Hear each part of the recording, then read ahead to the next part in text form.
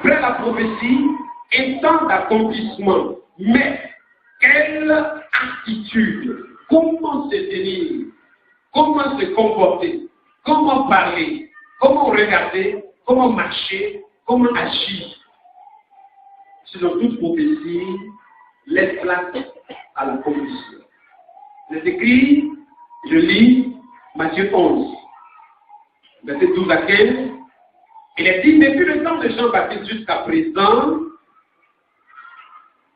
le royaume des cieux est forcé. Et ce sont les violents qui s'en emparent. Car tous les prophètes et la loi ont prophétisé jusqu'à Jean. Et si vous voulez le comprendre, c'est lui qui est l'Élie qui devait venir. Le verset 15 dit, et c'est lui qui a les oreilles pour entendre parole du Seigneur. Amen. Amen. Amen. Amen. Que Dieu nous bénisse ce matin. Tant que Père, je vous prie. Étant en état de chair, Seigneur, au nom de Jésus-Christ. Amen. Alléluia. Voici donc cette parole de l'Écriture. Prenez pendant que nous y sommes 1 Pierre 1, verset 10 à 13, acte 5, 36 à 37.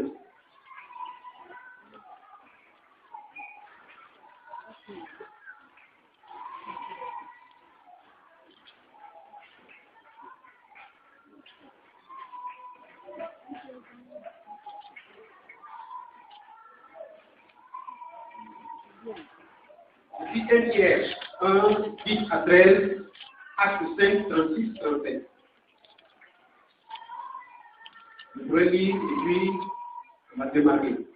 Il est dit dans 1 Pierre, les prophètes qui ont prophétisé touchant la grâce qui vous était réservée ont fait de ce salut l'objet de leur recherche et de leur investigation, voulant sonder l'époque et les circonstances marquées par l'esprit de Christ qui était en eux et qui attestait d'avance les souffrances de Christ et la gloire dont elle serait suivie. Il leur fut révélé que ce n'était pas pour eux-mêmes, mais pour vous. Ce n'était pas pour eux-mêmes, mais pour vous qu'ils étaient les dispensateurs de ces choses que vous ont annoncé maintenant ceux qui vous ont prêché l'évangile par le Saint-Esprit envoyé du ciel et dans lequel les anges désirent plonger leur regard. Et le verset 13 dit, c'est pourquoi saignez les reins de votre entendement. Saignez les reins de votre entendement. Soyez sobres et ayez une entière espérance dans la grâce qui vous sera apportée lorsque Jésus-Christ apparaîtra. Parole du Seigneur. Amen. Alléluia. Alléluia. Amen. L'écriture que nous avons annoncée, le passage principal qui nous sert de référence pour parler de la part du Seigneur ce matin, c'est Matthieu 11, 12 à 15. Cette parole nous parle de deux personnages importants, mais c'est Jésus-Christ lui-même qui parle et qui décrit les circonstances d'une vie. Il dit qu'il déclare avec assurance que depuis le temps de Jean-Baptiste jusqu'à présent, le royaume de Dieu est forcé. Et ce sont les violents qui s'en emparent. Et il dit, les prophètes et la loi, ils ont prophétisé jusqu'à Jean. Je dis ce matin, par l'Esprit de Dieu, après donc le temps de la prophétie, vient nécessairement un temps d'accomplissement. Et deux hommes ont paru, Jésus-Christ, mais avant Jésus-Christ, Jean-Baptiste, paraissant selon la volonté de Dieu pour manifester un temps d'accomplissement. Alors que Dieu annonce et fait sortir des prophètes et qu'il parle pour disposer des circonstances, il parle pour décrire les temps et les événements que Dieu veut manifester dans des temps précis et dans des dispensations. Dieu, après avoir parlé 1000 fois, par 1000 envoyés, ne peut pas s'arrêter. Et l'Écriture dit que pendant 400 ans, pas précisément l'Écriture, mais l'histoire, décrit que 400 années vont passer où Dieu ne va pas se révéler. Et alors Israël a entendu que Dieu va apporter un Messie, Dieu va apporter un salut, Dieu va apporter une consolation, et depuis plusieurs années, on attend cette consolation et on ne la voit pas. Dieu marche silence pendant 400 années, et au moment où on s'attend le moins, Jean-Baptiste paraît. Au moment où on s'attend le moins, Jésus-Christ paraît. La Bible dit qu'un monsieur s'appelle Siméon qui est à Jérusalem. La Bible dit qu'au jour où on présenta le petit enfant Jésus-Christ, c'est ce Siméon qui va recevoir Jésus en ses mains et il va bénir le nom de Dieu, il va reconnaître en ce bébé le Messie, la promesse de Dieu, la consolation que Dieu a promis. Il va dire, c'est lui que Dieu a promis. La Bible dit qu'une femme s'appelle Anne, fille de Phanuel. Elle aussi était une veuve qui demeurait dans le temps. La Bible dit qu'elle a eu à vivre 7 années avec son mari. Et puis, après cela, son mari est décédé. Et pendant tout le temps, elle était en consécration, dans la prière, dans le jeûne, dans le temple de l'Éternel. La Bible dit que quand elle va voir l'enfant Jésus, elle aussi va proclamer devant tout le monde que c'est le salut que nous attendons pendant longtemps. La Bible dit que même les anges de Dieu vont se révéler aux bergers qui étaient dans la veille, en train de surveiller les troupeaux, et ils vont leur dire qu'aujourd'hui, même dans la vie de David, il vous était un sauveur. Et ils vont entendre cela. Et alors, Israël entend cette bonne nouvelle que le sauveur que vous entendez, le sauveur que vous attendez pendant longtemps, il se le met. Une année va passer, 2 années, 3 années, jusqu'à ce que pendant 30 années, on soit encore sous la domination des Romains, on soit encore sous l'esclavage des Romains, et que toutes sortes d'outrages, toutes sortes de malédictions, toutes sortes de malheurs, toutes sortes de difficultés continuent de frapper un peuple qui a pourtant entendu que le Sauveur est né au milieu d'eux.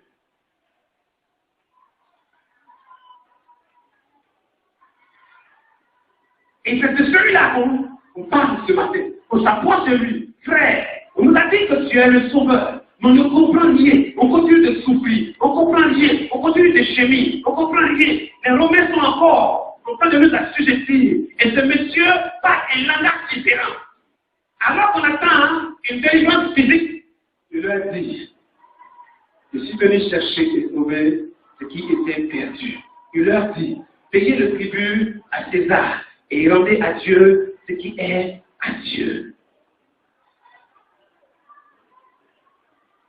Alors qu'on est père de Jean-Baptiste, il sera un homme qui va parler pour dire, chassez les Romains, et va leur dire que chacun se contente de ce qu'il a. Et il va commencer à leur parler dans un langage assez insupportable, les traitant même des races de vipères. Et leur disant, qui vous a appris que la colère de Dieu arrive? Maintenant donc, produisez des fruits dignes de votre repentance. Alléluia. 30 années, ils savent que celui qui doit sauver est arrivé. Mais pendant 30 années, ils sont encore sous le joug de l'esclavage.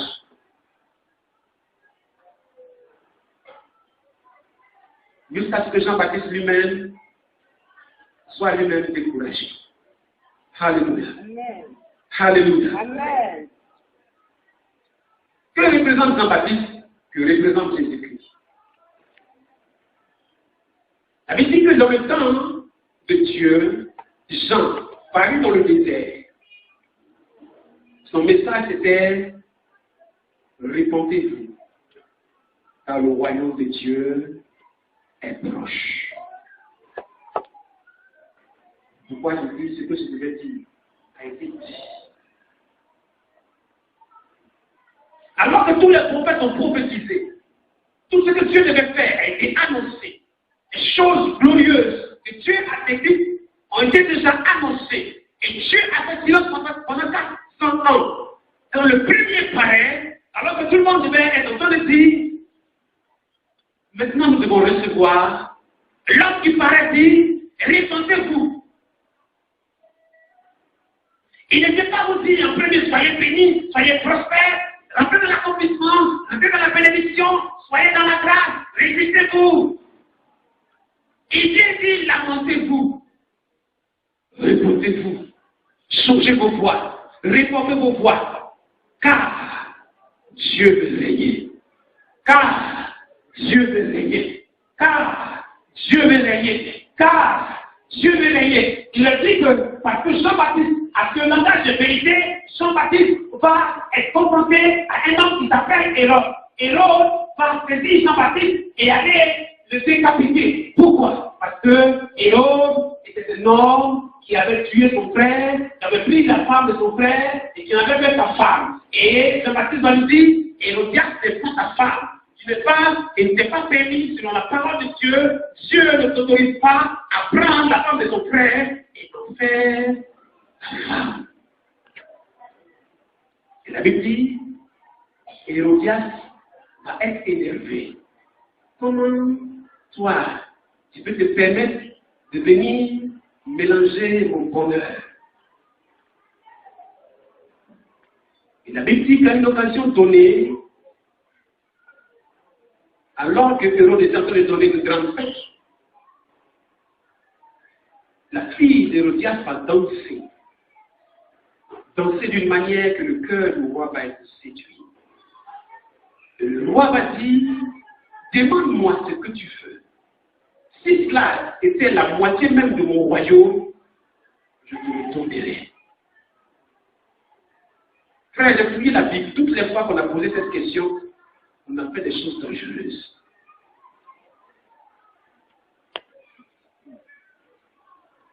Demande-moi ce que tu veux. Quand ce sera même la moitié de mon royaume, je te donnerai. Il espérait, selon ce que l'Esprit révèle, que cette fille puisse dire, je veux être ta femme. Parce qu'il serait capable de dire à sa mère, ta fille va être ta coépouse. Et la mère a dit à sa fille, demande la tête de Jean-Baptiste. Et la fille va se présenter, dit au roi, je veux la tête de Jean-Baptiste. La Bible dit que ce roi-là, il savait très bien que Jean-Baptiste était donc un homme juste. Il avait la conviction dans son âme que Jean-Baptiste était un élu de Dieu. Il savait très bien que c'était un envoyé de Dieu. Quand il se présentait devant Jean-Baptiste pour lui parler, la parole qui sort de la bouche de Jean-Baptiste suffisait à le confondre. Et il avait une crainte devant Jean-Baptiste. Mais il a donné sa parole pour dire, si tu me demandes même la moitié de mon royaume, je vais te le donner. Quand elle dit, je veux la tête de Jean-Baptiste, le sort de Jean-Baptiste fut scellé. Ne touchez pas à mes coins. Ne faites pas du mal à mes prophètes. Et quand alors Jean-Baptiste fut tué, aussitôt Jésus-Christ se leva.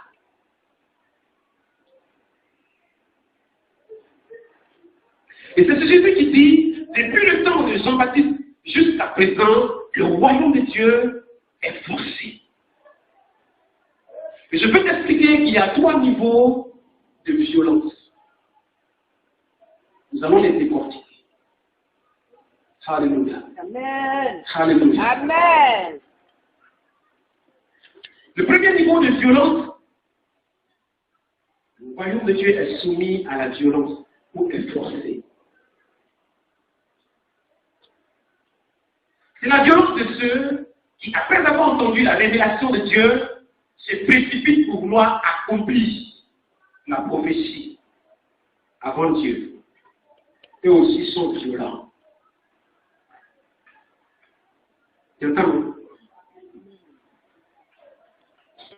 Alors, ils vont se lever et ils vont se déguiser en grands guerriers, en vaillants héros, et ils vont commencer à agir pour vouloir délivrer le peuple. 400 ans, ils ont été en train d'agir.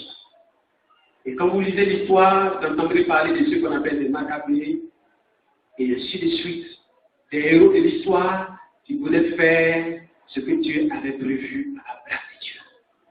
Ils vont exercer un type de violence, désirant accomplir la volonté de Dieu avant que Dieu lui-même soit prêt pour accomplir ce que Dieu lui-même a annoncé.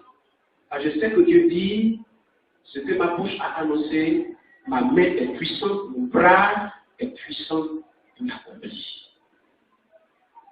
Que quelqu'un entende donc ce matin que quand Dieu parle, il n'est pas à un homme de précipiter l'accomplissement de ce que Dieu fait.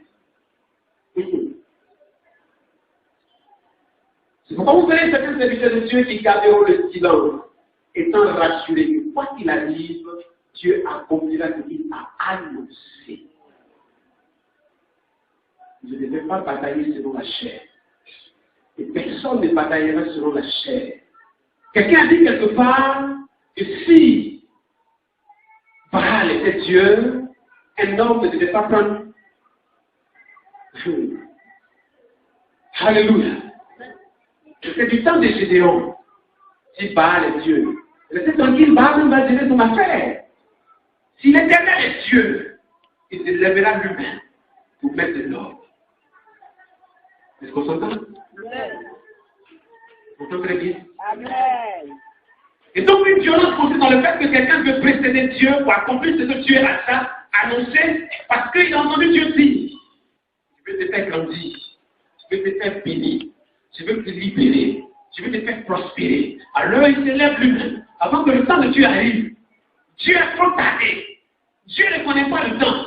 Dieu ne connaît pas les circonstances. Dieu ne fait pas ce que Dieu lui-même a dit. Et il se met devant Dieu, Dieu t'a dit. Oui, mais c'est lui qui a dit. Mais quand il a dit, il t'a dit que il ne connaît pas le temps de la chose. N'est-il pas écrit qu'une prophétie a toujours un temps marqué? N'est-il pas écrit que Dieu fait chaque chose bonne au temps marqué? Alléluia. Alléluia. Amen. On s'entend très bien. C'est un type de violence. Beaucoup de gens marchent dans la précipitation. Beaucoup de gens se précipitent avant le temps de Dieu. Beaucoup de gens se collent la tête et font demi-tour. Espérant que parce qu'ils se sont levés, Dieu se lèvera.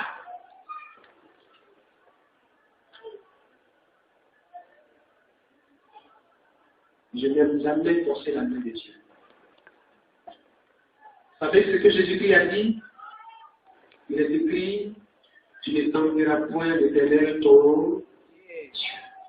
Que voulait-il dire par là? Je sais que Dieu a dit que les anges vont venir me protéger. Je sais que Dieu a dit que j'ai le pouvoir de changer les pierres en pain.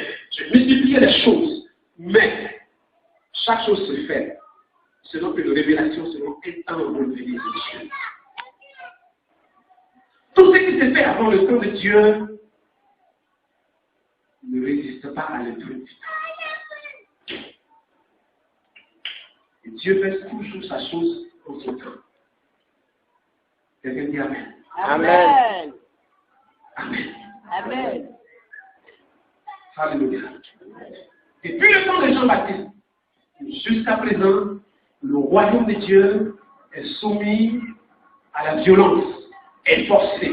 Alors, si nous lisons l'Écriture, nous allons nous rendre compte que des gens qui se sont levés, et ça est écrit dans Actes 5, 36, 37, des gens se sont levés pour se faire passer pour le Messie. Mais on les a rapidement fait échouer.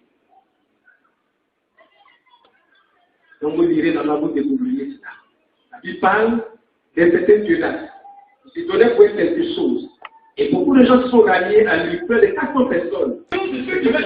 Premier niveau, ceux qui veulent précipiter l'accomplissement. Deuxième niveau, ceux qui veulent empêcher, s'opposer à l'accomplissement.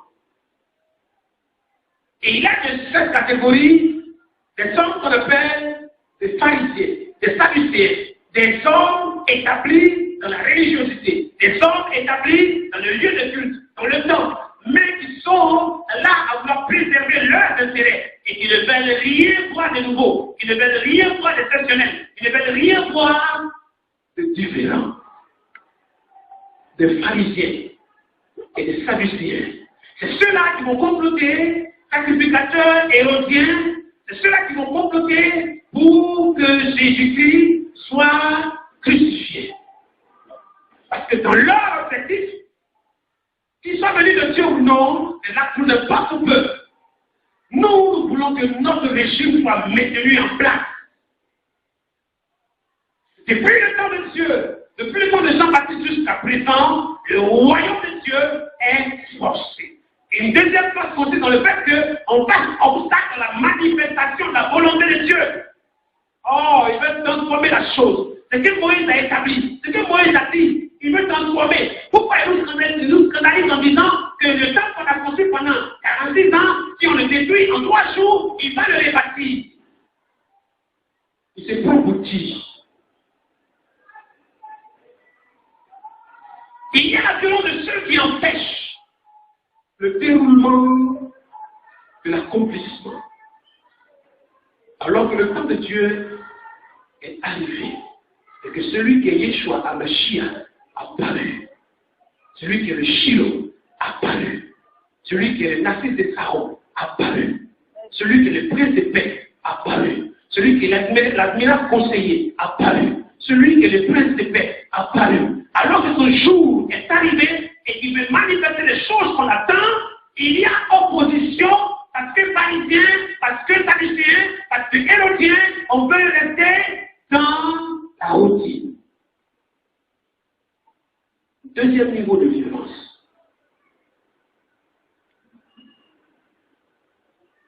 Quand vous lirez, vous constaterez que le judaïsme a été en opposition constante, cherchant à empêcher Jésus-Christ d'accomplir la volonté du Père, cherchant constamment à piéger Jésus-Christ et posant des questions toujours pour chercher à mettre Jésus dans le ridicule, dans l'erreur.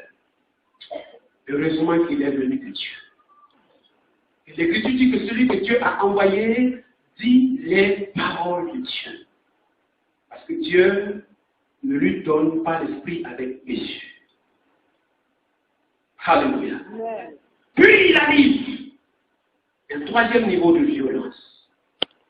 Et la Bible dit, par la parole de Jésus-Christ, ce sont ce type de violence qui s'emparent du règne de Dieu. Alléluia. Alors que je sais que des gens sont venus pour vouloir précipiter l'accomplissement, alors que je sais que des gens se font violents pour empêcher l'accomplissement, je suis dans cette troisième catégorie de personnes qui sait qu'il faut faire violence pour entrer dans l'accomplissement. Vous se comprenez? Ce n'est pas moi qui vais réaliser, précipiter l'accomplissement. Ce n'est pas non plus moi qui vais empêcher l'accomplissement, mais moi, je fais violence pour que j'entre dans l'accomplissement qui se manifeste. Alléluia. Alléluia. Amen. Alléluia. Amen.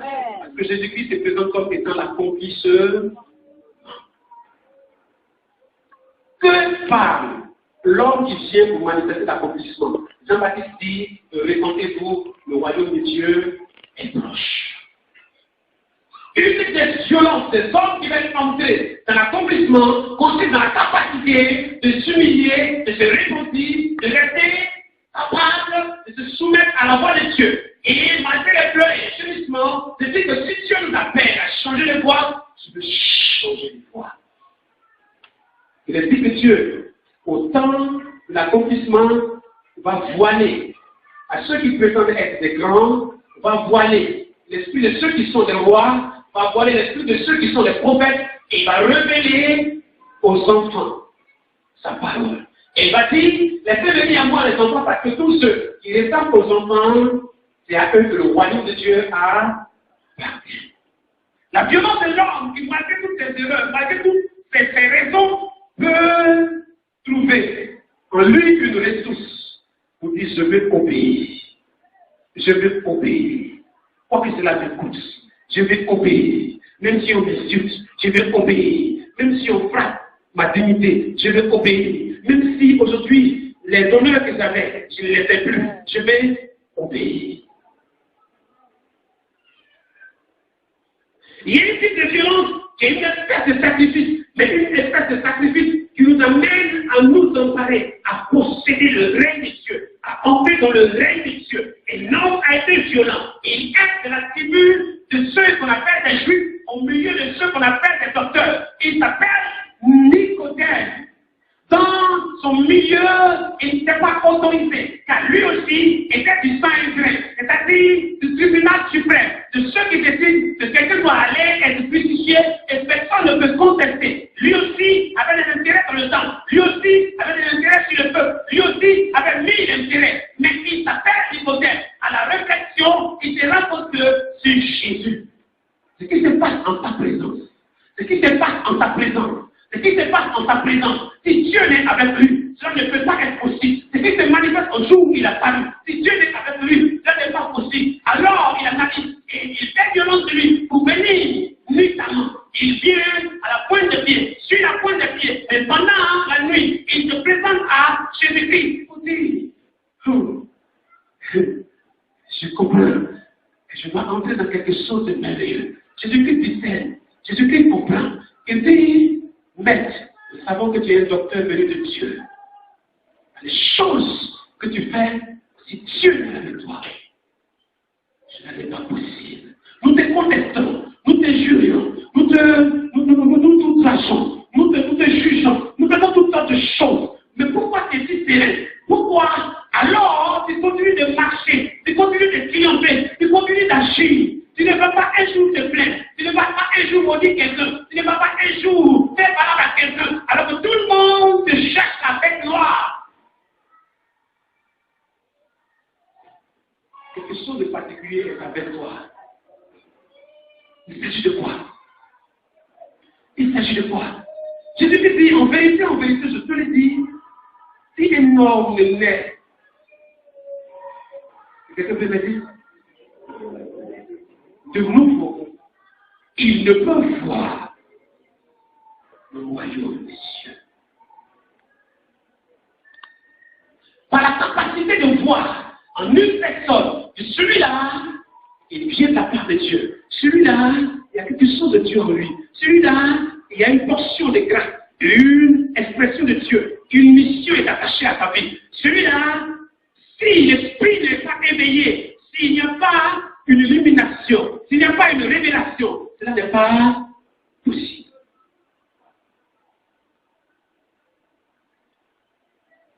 Nicodème donc commençait déjà à entrer dans une nouveauté de vie spirituelle. Tu as pu voir que je suis exceptionnel. Parce que déjà une naissance d'esprit a commencé en toi.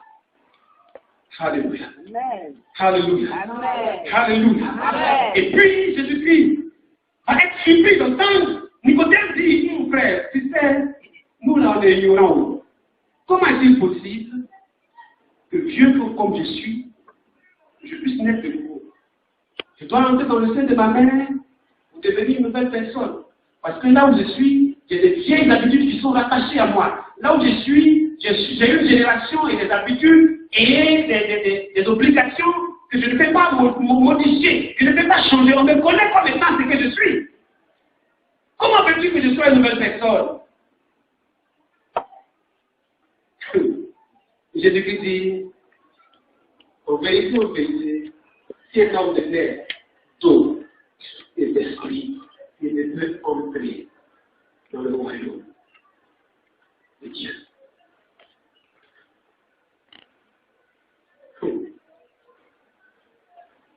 Et il y a donc violence dans la capacité de pouvoir venir sur la pointe des pieds pour rechercher une sagesse qui nous dépasse. Mais au-delà, il y a violence dans la capacité de se laisser transformer par les formations que vous recevez. Et Jésus va dire, tu es docteur d'Israël. Et tu ne connais pas ces choses.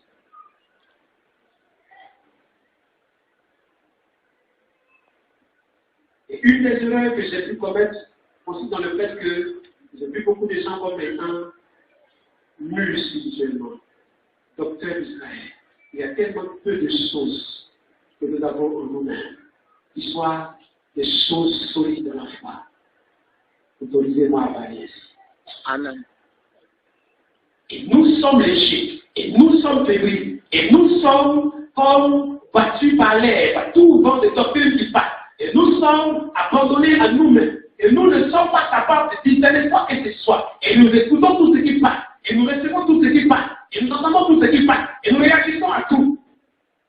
nous sommes élevés en responsabilité, docteur d'Israël.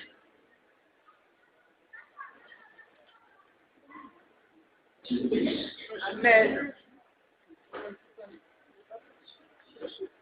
Il n'a violence sur lui-même, ni côté. Il y a longtemps que je vis dans ce tel de vie, que je marche, que je lis la Bible, que je fais ce que je veux, que je fais comme ça, que je fais ceci. Et puis depuis longtemps, je suis là. C'est Jésus qui a apparu. Nous sommes contents de dire qu'il n'a jamais fait école biblique. Il n'a jamais été chez un formateur, chez un grand maître que nous connaissons. Il n'a jamais été à nos pieds pour apprendre quoi que ce soit. Mais à 12 ans, quand il a apparu dans le temple, il nous a posé des questions qui nous ont embêtés. Et quand nous avons écouté parler, la parole qui sortait de sa bouche était révélation sur révélation, sagesse sur sagesse, des choses qui nous dépassent. Il faut que j'aille quand même chercher son secret. Alléluia. Il fait violence sur lui-même. Et le pied à ses pieds. Et je veux que nous soyons de cette génération d'hommes qui soient capables de se faire violence. Pour entrer dans l'accomplissement. Pour entrer dans l'accomplissement. Oui, on a prophétisé. Oui, on sait les choses qui doivent arriver. Mais quelle attitude tenir? Quelle attitude avoir? Quelle attitude adopter afin d'entrer dans l'accomplissement de ces choses? Nous savons que Dieu est avec nous. Nous savons que Dieu va nous amener à des gloires. Nous savons que Dieu va nous amener dans la victoire. Nous savons que Dieu va nous élever. Nous savons que Dieu va nous faire triompher. Nous savons que Dieu va nous faire voyager. Nous savons que Dieu va nous envoyer dans la grâce du mariage. Nous savons que Dieu va nous bénir. Mais quelle attitude, après avoir entendu, quelle est la violence que nous devons déployer? Sois déterminé. Sois déterminé pour attendre le temps favorable de Dieu et entrer dans l'accomplissement avec Dieu. Ne laisse pas quelqu'un empêcher l'accomplissement de ta vie. Ne laisse pas quelqu'un te décourager. Et toi-même ne te précipite pas avant le temps. Mais quand le temps sera annoncé, lève-toi promptement et dispose-toi à t'humilier et à entrer dans le temps de l'accomplissement. C'est que je parle à quelqu'un. Nous sommes en train de traverser. Et nous allons traverser bientôt. Et la nouvelle page qui se présente s'appelle l'accomplissement effectivement. Ce qui va se produire s'appelle accomplissement effectivement. Et au jour de l'accomplissement, des événements se produisent qui dépassent l'entendement des hommes. Écoutez très bien. Et que tu dis que un certain homme qui s'appelle Hérode, qui de son temps a tué tous les enfants de moins de 2 ans, parce qu'il voulait empêcher que Jésus-Christ, le Messie, vienne à exister sur la terre. Et l'histoire nous apprend que Dieu a fait tomber une espèce de malédiction sur cet homme. Alors, il était en train d'arranger une foule, à un moment donné, et ça veut dire parole de Dieu, et non des hommes. Mais à l'instant précis, si vous lisez mon Bible, vous allez savoir ce que Dieu lui a fait. Et vous allez comprendre que l'ange de notre témoignage a Joseph pour le dire. Tous ceux qui voulaient la mort du petit enfant sont morts. Au jour de l'accomplissement, quand le temps de Dieu arrive, où il ouvre la page de l'accomplissement, quiconque se lève dans une air de violence pour empêcher l'accomplissement, c'est la frapper. Et cela n'est pas fonction de l'homme qui est en face de nous. Cela est fonction de ce que le temps de Dieu est arrivé. Que Dieu veut entrer en scène. Que Dieu veut entrer en scène. Le sorcier qui t'empêche ne mourra pas si le temps de Dieu veut que tu sois béni. Tu veux qu'il fasse obstacle à ta vie. Le temps où Pharaon meurt, c'est le temps où Dieu a dit à inspiration à Moïse, les Égyptiens que tu vois là, tu les verras plus. Vous êtes d'accord avec ça? Amen. Pourquoi? Parce que le temps de Dieu était arrivé, que la révélation qu'il a apportée à Moïse, alors qu'il était à Horeb, quand il a paru devant lui, dans le buisson ardent, la révélation qu'il lui a apportée, le temps de l'accomplissement est arrivé. Pharaon s'oppose. Au moment où il s'oppose, il a l'habitude de s'opposer à Israël. Il a l'habitude de le soumettre à l'esclavage. Mais quand il se pose, une plaie le frappe. quand il se pose, une plaie le frappe. Et la plaie le frappe dans sa couche, le frappe dans son sein, dans son nouveau-né, dans sa royauté, dans sa dignité, dans toute sa gloire. Mais Dieu apporte plaie sur plaie, mais il persiste. Alors un temps arrive où Dieu dit, écoute-moi, le temps de les engloutir est arrivé. Et Dieu les donne. Frère, j'ai l'assurance, et je peux te l'annoncer, nous allons entrer dans un temps d'accomplissement. Aucune violence d'opposition, aucune violence d'opposition, aucune contradiction, aucune personne se tenant sous quelques tapis ou tapis en quelque lieu que ce soit, ne pourra empêcher. Que je le vois ou que je ne le vois pas, que tu le vois ou que tu ne le vois pas, mais le temps de Dieu est arrivé de manifester ce qu'il a annoncé.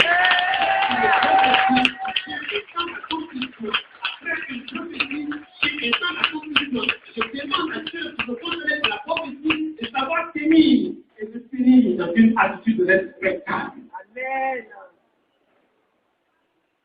Dieu nous bénisse. Amen. Dieu nous bénisse. Amen. Dieu nous bénisse. Amen. Que ce soit un message pour toi, que ce soit un message pour moi. Et que nous puissions nous lever maintenant pour dire au Seigneur, voici mon temps d'accomplir.